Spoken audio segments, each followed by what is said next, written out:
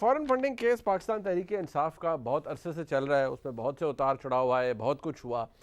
اب یہ معاملہ شاید اپنے اختتام کی طرف جا رہا ہے، یعنی امید کی جا سکتی ہے کہ اس کے اوپر کوئی فائنل فیصلہ آ سکتا ہے۔ بہت سے لوگوں نے بہت سی امیدیں لگا رکھی ہیں، لیکن جو اس معاملے کے سب سے بڑے سٹیک ہولڈر ہیں وہ اکبر ایس بابر صاحب ہیں، جنہوں نے یہ سارا معاملہ الیکشن کمیشن کے سامنے اٹھایا تھا۔ بہت سے اتار سے میں نے عرض کیا، اب یہ معاملہ اس وقت ہے کس سٹیج پر؟ اکبر ایس بابر صاحب ہمارے ساتھ موجود ہیں۔ بہت شکریہ اکبر ایس بابر صاحب۔ یہ فرمائیے گا سب سے پہلے کہ یہ سٹیج ہے کیا؟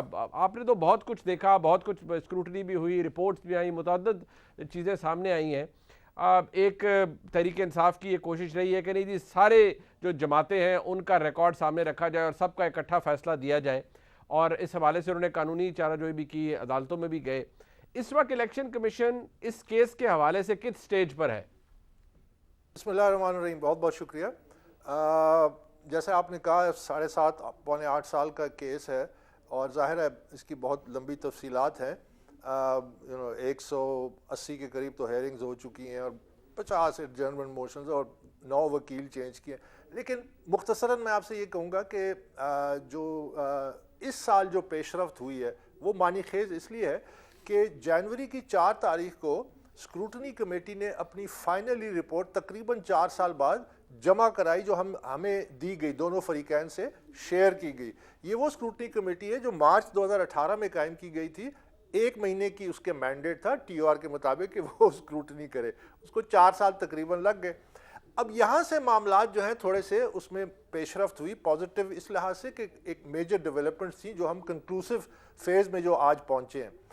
وہ رپورٹ ہم سے شیئر کی گئی 4 جنوری کو۔ اس کے بعد دونوں فریقین کو کہا گیا کہ آپ ان رپورٹ میں اپنے جو کامنٹس ہیں وہ جمع کرائیں۔ ہم نے اپنے جمع کرائے، پی ٹی آئی نے تھوڑا سا کافی ٹائم لے لیا۔ مارچ 15 کو پی ٹی آئی نے اپنے کامنٹس جمع کرائے۔ مارچ 15 کو جو پی ٹی آئی نے کامنٹس جمع کرائے، ساتھ ہی انہوں نے درخواستیں بھی دی کہ یہ جو ان کا جواب ہے یہ اکبر ایس بابر سے سیکرٹ رکھا جائے۔ پھر اسی سلسلے میں وہ ہائی کورٹ میں چلے گئے۔ اب اس کو سیکرٹ رکھنے کی وجہ اس وقت سامنے آئی جب ہم سے وہ شیئر کی گئی۔ ظاہر ہے الیکشن کمیشن نے مسترد کر دی اور ہائی کورٹ سنگل بینچ نے بھی مسترد کر دی، اور وہ 30 دن کی قدغن لگا دی جو بعد میں انٹرا کورٹ اپیل نے 25 اپریل کو سسپینڈ کر دی۔ تو اس جو رپورٹ تھی اس کے اندر 11 بینک اکاؤنٹس پی ٹی آئی نے ڈس اون کیے۔ اب ان کو پتا تھا کہ اکبر بابر تو ہمیں پکڑ لے گا، اس کو تو سب فیکٹس پتا ہے، تو انہوں نے کہا کہ یہ رپورٹ اس کو شیئر نہ کرے۔ obviously یہ ایسی بات ہے جو بڑی عجیب سی بات ہے۔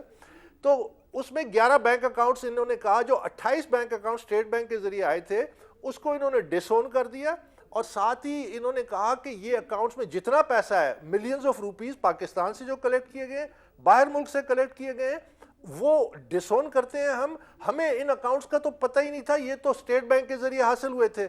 اور ساتھ انہوں نے لکھ دیا، یہ پی ٹی آئی نے لکھا ہے، ڈاکیومنٹڈ ہے، کہ ان اکاؤنٹس کو اسد کیسر آپریٹ کرتا تھا، عمران اسماعیل کرتا تھا، شاہ فرمان کرتا تھا، میاں محمود رشید کرتے تھے، سمر علی خان کرتے تھے، نجیب وغیرہ وغیرہ، ٹاپ انکلوڈنگ احسن رشید، لیٹ احسن رشید جو عمران کے بڑے قریبی دوست تھے اور پرسنل اپنی اس سے پی ٹی آئی کو فنڈ کرتے تھے، ان کا بھی نام ڈال دیا کہ انہوں نے ایک اکاؤنٹ ان کے نام سے بھی ہے اور لوگ بھی ہیں، اور یہ اس کو ڈس اون کیا، یعنی یہ لیگلی آپریٹ کر رہے تھے۔ تو یہ چیز ظاہر ہے میں نے ڈیٹیکٹ کر دی، میرے پاس سارے ڈاکیومنٹڈ ایویڈنس آ گیا کہ ان بینک اکاؤنٹس کو پی ٹی آئی جو ڈس اون کرتی ہے، جو کہتی ہے ہمیں اسٹیٹ بینک کے ذریعے 2018 میں آئی، ان کو یہ آپریٹ کر رہے تھے 2012 میں۔ میرے پاس سینٹرل فائنانس بورڈ کی ریزولوشنز آ گئی، میرے پاس سینٹرل فائنانس سیکٹری کے جو لیٹرز ہیں to these very banks, they are operating these banks. تو یہ ظاہر ہے اس کو چھپانے کے لیے انہوں نے یہ حرکت کی۔ اینی ہاؤ، تو ہم آگے بڑھتے ہیں۔ تو جب اس کے بعد جب انہوں نے یہ ہیئرنگ شروع ہوئی ہے، 19 اپریل کو ایک ہیئرنگ ہوئی، پھر 25 کو انہوں نے انٹرا کورٹ اپیل سے یہ جو 30 دن کی قدغن تھی وہ ختم ہو گئی، سسپینڈ ہو گئی۔ تو جو ہم نے ڈیسائیڈ کیا تھا 19 اپریل کو، پی ٹی آئی نے with the election commission of Pakistan, I am saying this on record, کہ جی ہم 3 دنوں میں اپنی آرگومنٹس کمپلیٹ کریں گے۔ 3 دن جو انہوں نے ڈیسائیڈ کیے تھے وہ 27 اپریل، 28 اپریل اینڈ 29 اپریل۔ تو جو 27 کی ہیئرنگ ہوئی تو انہوں نے انٹرا کورٹ اپیل کے جو آرڈر تھا سسپینڈنگ 30 days، اس کو پریٹیکسٹ بنا کے انہوں نے کہا دے ریفیوز ٹو آرگو، کہتے ہیں ہم آرگو نہیں کرتے، کیونکہ اب اس آرڈر کے تحت تمام پارٹیز کو کلب کر کے ایک ساتھ سنا جائے گا، ایک ساتھ فیصلہ کیا جائے گا۔ obviously وہ اس آرڈر میں تو اس قسم کی کوئی بات نہیں تھی، آرڈر میں تو یہ تھا کہ سب پارٹی کے ساتھ فیئر ٹریٹمنٹ ہو، ایکویٹیبل fair treatment ہی ہوگا۔ obviously وہ ظاہر ہے کہ وہ تو دیٹ از نیچرل. اب الیکشن کمیشن تمام جماعتوں کی جو اسکروٹنی کر رہی ہے تو وہ قانون کے مطابق ہی کر رہی ہے نا, وہ تو لیکن وہ ڈفرنٹ سٹیجز پہ ہے. اب سب کو کلب کر کے تو ایک بڑا میجر ڈیلینگ ان کا. بٹ اکبر اسبابر صاحب ایک سوال جو کہ ہر ایک کے ذہن میں, ہمارے ذہن میں بھی ہے, آپ کیونکہ وہاں پر دیکھ رہے ہیں بہت کچھ, یہ کل کنکلوڈ ہوتا ہوا کب نظر آتا ہے جو بھی الیکشن کمیشن کا فیصلہ ہوگا؟ کیونکہ بہت سے لوگ تو یہ کہتے ہیں کہ نہیں جی وہ جتنا بڑا پہاڑ بنا ہوا ہے ایسا کچھ نہیں ہوگا, زیادہ سے زیادہ جو ممنوع فنڈنگ ہے وہ کانفسکیٹ ہو جائے گی, ایسا نہیں ہے کہ کوئی پارٹی تحلیل ہونے جا رہی ہے, کسی پہ بین لگنے جا رہا ہے, ایسا نہیں ہے. لیکن آپ کو یہ کنکلوڈ ہوتا ہوا کب نظر آتا ہے؟ بڑا لانگ ونڈڈ پروسیس ہے نا یہ تو. بہت لمبا ہے. دیکھیے میرے خیال میں تو دیکھیے یہ واحد کیس ہے کہ کیس پہ ابھی تک فیصلہ نہیں ہے اور اس کے ارد گرد 9 ریٹ پٹیشنز ہو گئی ہیں اور ہر فریولس گراؤنڈز پہ, یعنی آپ اندازہ لگائیے کہ وہ کہہ رہے ہیں کہ یہ رپورٹ اکبر بابر سے چھپائی جائے, ریٹ پٹیشن, اور 9 ریٹ پٹیشنز. تو اس کی وجہ سے ظاہر ڈیلینگ ایک فیکٹر درمیان میں آ جاتا ہے. ہیونگ سیڈ دیٹ, اب جب اس طرح لاسٹ ٹائم انہوں نے طے کیا تھا 27, 28, 29 اپریل 3 دن میں یہ کنکلوڈ کریں گے.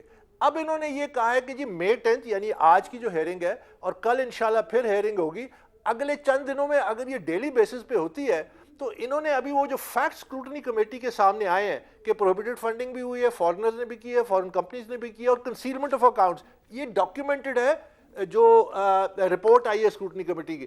اس پہ پھر انہوں نے اس کو ڈسپیوٹ کرنا ہے, چیلنج کرنا ہے جو, لیکن انہوں نے کہا تھا ہم چند دنوں میں, 3-4 دنوں میں, 5 دنوں میں, تو اگر تو وہ ہیئرنگز ہوتی ہیں, آج ہوئی کل ہوتی ہے, 2-4 دن اور ہوتی ہے, تو دین ہم نے ایک کاؤنٹر جو اپنے ریٹارٹ دینا ہے وہ چند گھنٹوں میں دے کے دین دا کیس از کلوز, اس کے بعد فیصلہ محفوظ ہو جائے گا. لیکن اگر وہ اس راستے پہ چلے, اب جو اس کی ڈائمینشنز ہیں دیکھیے, اس میں ایک یہ کہ جو اسکروٹنی کمیٹی کی رپورٹ ہے اس کے مطابق انلیگل فنڈنگ ہوئی ہے, پروہیبٹڈ فنڈنگ ہوئی ہے, فارنرز نے فنڈ کیا ہے, فارن کمپنیز نے فنڈ کیا ہے, اور دوسرا کنسیلمنٹ آف اکاؤنٹس ہوئی ہے. میں نے آپ کو ایک لیٹسٹ ایگزامپل دے دیا کہ انہوں نے بینکس کو ڈس اون کیا. یہ بھی بڑا سیریس اوفینس ہے کہ آپ یو آر آپریٹنگ. اچھا اب اس کے کانسیکوینسز کیا ہیں؟ Funds can be confiscated. Obviously, it is for the election commission to decide. ایک false affidavit certificate Imran Khan ہر سال فائل کرتا رہا ہے الیکشن کمیشن میں, جس میں اس نے ایکوریٹ ڈسکرپشن اپنی اکاؤنٹس کی نہیں دی, اس نے اکاؤنٹس کو ڈسکلوز نہیں کیا, کنسیل کیا, اس نے پروہیبٹڈ فنڈنگ کی ہے اس کو ڈسکلوز نہیں کیا, اس کو فلی, کیونکہ یہ جتنی پروہیبٹڈ فنڈنگ ہے. پھر اس کے بعد جو فائنینشیل بورڈ ہے جس نے آتھرائز کیا امپلائیز کو فنڈ لینے, ابھی اس کی تفصیلات آنی باقی ہے, سنا ہے کہ گورنمنٹ انویسٹیگیٹ کر رہی ہے, تو ان کو جو آتھرائز کیا ایک میجر انلیگیلٹی ہے, اور اس تمام انلیگیلٹیز کو سپروائز وہ فائنانس بورڈ کرتا تھا. فائنانس بورڈ میں کون لوگ تھے؟ عامر کیانی تھا, سیف اللہ نیازی تھا, سردار اظہر طارق خان تھا, اور ڈاکٹر مومن تھے, اور طارق شیخ تھا, اور یہ سارے لوگ اس میں انوالو. سو obviously ان سب کے لیے بڑی سی, اب کس ایکسٹینٹ تک الیکشن کمیشن جاتا ہے, that is for the commission to decide.